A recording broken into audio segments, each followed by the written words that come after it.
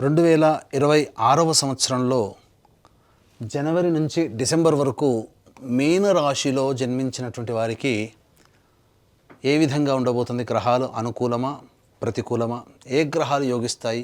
ఏ గ్రహాల ప్రభావం వలన యోగం అవయోగం కలుగుతుందనే విషయాల గురించి క్లుప్తంగా తెలియజేసుకునే ప్రయత్నం చేద్దాం.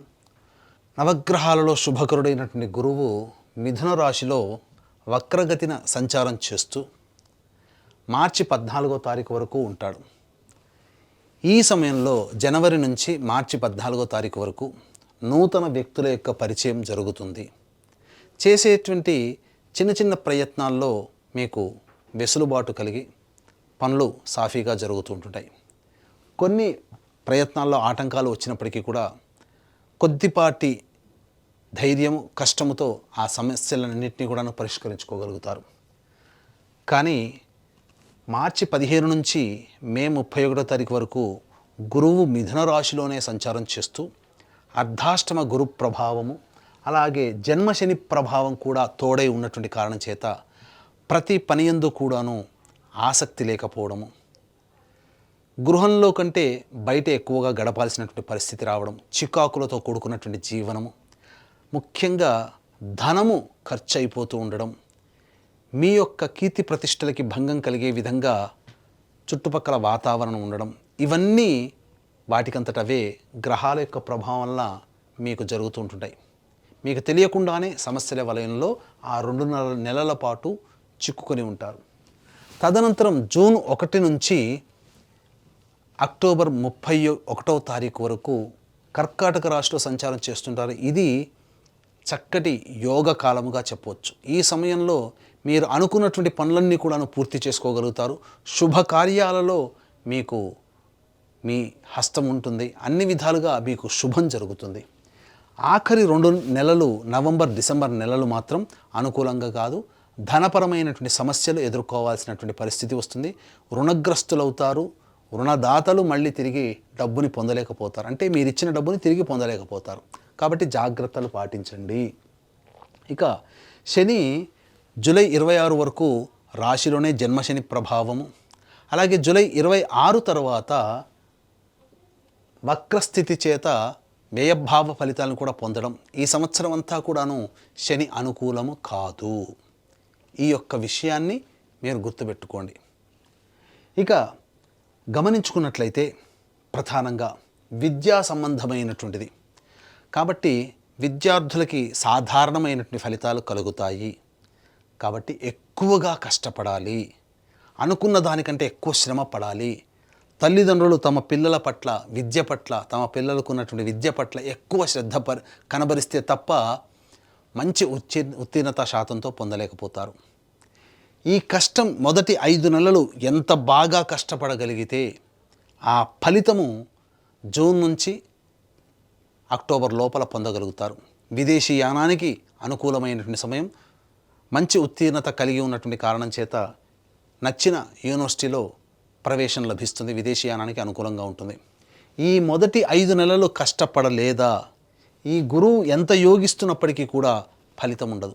కాబట్టి అన్ని రంగాలలో ఉన్నటువంటి వాళ్ళు మొదటి మే వరకు కూడా, జనవరి నుంచి మే వరకు కూడా కష్టపడే తత్వాన్ని అలవర్చుకోండి. ఆ తదనంతరం ఆ కష్టానికి తగ్గ ప్రతిఫలం గ్రహమే మీకు దగ్గరుండి అందిస్తుంది.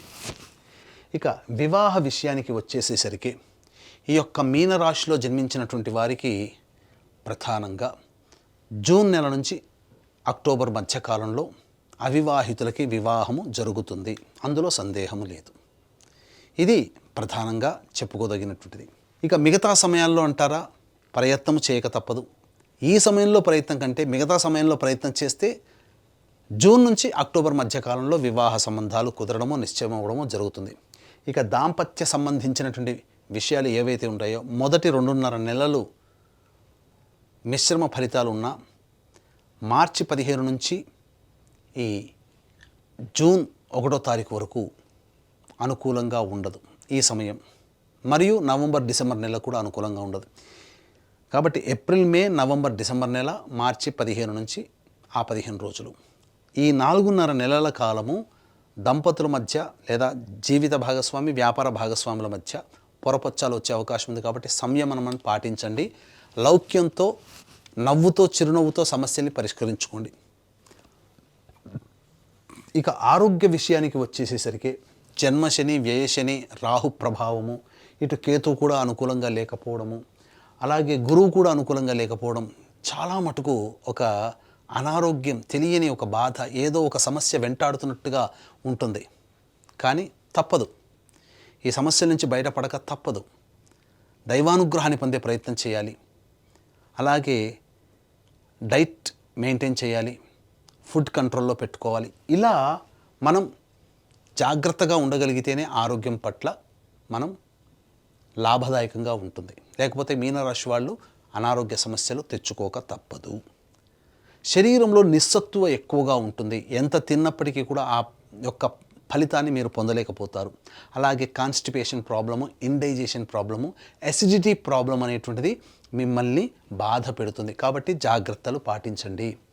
ఇక సంతాన విషయానికి వచ్చేసేసరికి ఈ యొక్క మీనరాశిలో జన్మించినటువంటి వాళ్ళకి తప్పకుండా జూన్ నుంచి అక్టోబర్ నెల కాలంలో మంచి వార్త వింటారు, సంతానవంతులు అవుతారు, సందేహమే లేదు.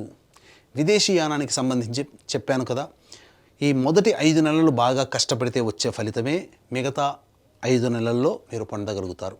లేకపోతే ఆ మొదటి 5 నెలలు నిర్లక్ష్యం చేశారా మీకు ఫలితము దక్కదు. గుర్తుపెట్టుకోండి, విదేశీయానానికి ఆటంకాలు, అసలు మీరు ఎలిజిబులే కారు. కాబట్టి మొదటి 5 నెలలే బాగా కష్టపడండి విద్య పట్ల, మరీ హెచ్చరిస్తున్నాను. ఇక రాజకీయ రంగంలో ఉన్నటువంటి వాళ్ళకి అంత శుభమైనటువంటి సమయం మాత్రం కాదు. అధికారులు, పార్టీ పెద్దల యొక్క అండదండలు ఉంటాయి, కానీ పోస్టులు మాత్రం దక్కించుకోలేకపోతారు. ఏదైనా ప్రయత్నం చేసి దక్కించుకుందామన్నా ఆ డబ్బు వృధా ఖర్చే తప్ప దేనికి ఉపయోగపడదు. ఈ విషయాన్ని జాగ్రత్తగా గమనిస్తూ, పెద్దల యొక్క సహాయ సహకారాలు పొందుతూ, జనంలో కలుస్తూ ప్రజాదరణ పెంచుకునే ప్రయత్నం చేయండి తప్ప పోస్టుల కోసం అర్రులు చాచకండి. ఇక వ్యాపారస్తులు, ముఖ్యంగా ఇటుక, ఇసుక, ఇనుము రంగంలో ఉన్నటువంటి వాళ్ళు, చర్మ సంబంధము, తోలు సంబంధమైనటువంటి వ్యాపారస్తులు, గ్రౌండ్ ఆయిల్స్, ఎడిబుల్ ఆయిల్స్ సంబంధించినటువంటి వాళ్ళు, ప్లాస్టిక్ రంగంలో ఉన్నటువంటి వాళ్ళకి వ్యాపార విస్తరణ పనికిరాదు. ఈ సంవత్సరం అనుకూలంగా లేదు. ఉన్నటువంటి వ్యవహారంలోనే మీరు ముందుకు సాగండి తప్ప కొత్తగా ప్రయత్నాలు చేయకండి. ఇక ఈ అక్టోబర్ అంటే జూన్ నుంచి అక్టోబర్ మధ్యకాలంలో ఈ సంబంధించినటువంటి ఎఫ్ఎంసీజీ, హోటల్ మరియు రెస్టారెంట్, అలాగే tiffin centres, general stores, super markets, విద్యాలయాలు, కళాశాలలు, బంగారు వ్యాపారస్తులు, రోడ్ సైడ్ వెండర్సు, పికిల్స్ అమ్ముకునేటువంటి వాళ్ళు, అలాగే ఈ సంబంధించినటువంటి దైవ సంబంధమైన వృత్తులు, వ్యాపారాల్లో ఉన్నటువంటి వాళ్ళు, తీర్థయాత్రలు చేయించేటువంటి వాళ్ళు, వీళ్ళందరూ కూడా ఈ మీనరాశిలో జన్మించినటువంటి వాళ్ళు జూన్ నుంచి అక్టోబర్ మధ్యకాలంలో మీకు అధిక రాబడి ఉంటుంది. మిగతా సమయాలలో కష్టమే, డబ్బులు ఖర్చు అవుతాయి. కాబట్టి ఆచితూచి మీరు మీ యొక్క డబ్బుని వెచ్చించండి తప్ప వృధాగా పెట్టుబడులు మాత్రం పెట్టకండి. ఇది అనుకూలము కాదు. ఇక గమనించుకున్నట్లయితే కళారంగంలో ఉన్నటువంటి వాళ్ళకి అద్భుతమైనటువంటి ఫలితాలు రాబోతున్నాయి. ఎందుకనంటే ఈ యొక్క మీనరాశిలో జన్మించినటువంటి వాళ్ళకి కళారంగంలో వాళ్ళు అనగా సినిమా రంగము, serials, social media, electronic and printing media రంగంలో ఉన్నటువంటి వాళ్ళకి అద్భుతమైనటువంటి అవకాశాలు వస్తాయి. పేరు ప్రఖ్యాతులు పెరుగుతాయి. కానీ మిమ్మల్ని నమ్మించి మోసం చేసే వాళ్ళు ఉంటారు. అడ్వాన్సే ఇస్తారు తప్ప మిగతా బ్యాలెన్స్ ఇవ్వలేక ఎగ్గొడతారు. కాబట్టి డబ్బు విషయంలో జాగ్రత్త పడండి. పేరు కీర్తి విషయంలో మాత్రం ఢోకా లేదు అని చెప్పవచ్చు. ఇక ఈ యొక్క మీనరాశిలో జన్మించినటువంటి రైతులు ఎవరైతే ఉంటారో వాళ్ళు శాస్త్రీయమైనటువంటి సాధారణ పంటలు వేసుకోండి. కమర్షియల్ పంటల జోలికి వెళ్ళకండి. అన్ని విధాలుగా మీకు తెలిసినటువంటి పంటల్ని వేసుకోవడం ద్వారానే మీరు లాభపడతారు. అంతే తప్ప పులిని చూసి నక్క వాత పెట్టుకున్నట్లుగా వేరే వాళ్ళని మీరు అనుకరించకండి. తద్వారా మీకు నష్టమే. ఇక గమనించుకున్నట్లయితే ఈ యొక్క రాశిలో జన్మించినటువంటి స్త్రీలు ఇంతకుముందు ఉన్నటువంటి దానికంటే కూడా కొనసాగింపు ఏమి గొప్పగా ఏమీ ఉండదు. అంటే పేరు ప్రఖ్యాతుల వ్యవహారంలో కావచ్చు, ఉద్యోగ వ్యాపారాల వ్యవహారంలో కావచ్చు, ఇతరత్ర ఏ వ్యవహారంలోనైనా కానీ సాధారణమైనటువంటి జీవన విధానమే తప్ప గొప్పగా మార్పు అంటూ ఈ మీనరాశిలో జన్మించినటువంటి స్త్రీలకి ఉండదు. పైపెచ్చు మీ సర్వీసును వాడుకొని మీకు సంబంధించినటువంటి విలువ ఇవ్వకపోవడమే జరుగుతుంది తప్ప మీకు ప్రతిఫలం అనేటువంటిది ఉండదు. అంతేకాకుండా డబ్బులు ఎవరికీ అప్పుగా ఇవ్వకండి. మీకు అచ్చిబాటు ఈ సంవత్సరం అనుకూలంగా లేదు, నష్టపోవడమే మీకు కలుగుతుంది. ఇక అన్నిటికంటే ముఖ్యంగా వివాహం కాని అమ్మాయిలకి వివాహము, సంతానవంతులు కాని అమ్మాయిలకి సంతానం కలగడం, ఇవన్నీ కూడా ఈ మీనరాశిలో జన్మించినటువంటి స్త్రీలు పొందగలుగుతారు. అయితే ఉద్యోగం చేస్తున్నటువంటి మహిళలు ఎవరైతే ఉంటారో, యువతులు ఎవరైతే ఉంటారో వాళ్ళు బాగా కష్టపడితే తప్ప ఫలితం పొందలేనటువంటిది. కావున అధికారుల మెప్పు కోసం ఎక్కువగా కష్టాలు పడాల్సినటువంటి పరిస్థితి ఈ మీనరాశిలో జన్మించినటువంటి మహిళలకి, స్త్రీలకి కలుగుతుంది అని చెప్పవచ్చు. ఇక ఉద్యోగ సంబంధంగా మనం ఇంతకుముందు చెప్పుకున్నాం. ఈ ఉద్యోగ సంబంధముగా ఏ సమయంలోనైతే చేస్తే బాగుంటుంది అనేటువంటి విషయాన్ని గనక మనం గమనించుకున్నట్లయితే, ప్రధానంగా ఈ మీనరాశిలో జన్మించినటువంటి వారు కొన్ని సమయాలు మాత్రం కీలకమైనటువంటి సమయము. ప్రధానంగా ఈ మీనరాశిలో జన్మించినటువంటి వారికి మే 15 నుంచి జూన్ 14వ తారీఖు వరకు అనుకూలమైన సమయము. ఇక తరువాత ఆగస్టు 17 నుంచి సెప్టెంబర్ 16 వరకు అనుకూలమైన సమయము. ఇక ఈ సంవత్సరం జనవరి 14 నుంచి ఫిబ్రవరి 12వ తారీఖు వరకు అనుకూలమైనటువంటి సమయము. ఈ సంవత్సరం డిసెంబర్ 16 నుంచి డిసెంబర్ ఆఖరు వరకు అనుకూలమైన సమయం. మళ్ళొకసారి చెబుతున్నానండి, మీనరాశిలో జన్మించినటువంటి వారికి జూన్ 15 నుంచి జూలై 15వ తారీఖు వరకు అనుకూలంగా ఉండేటువంటి సమయము.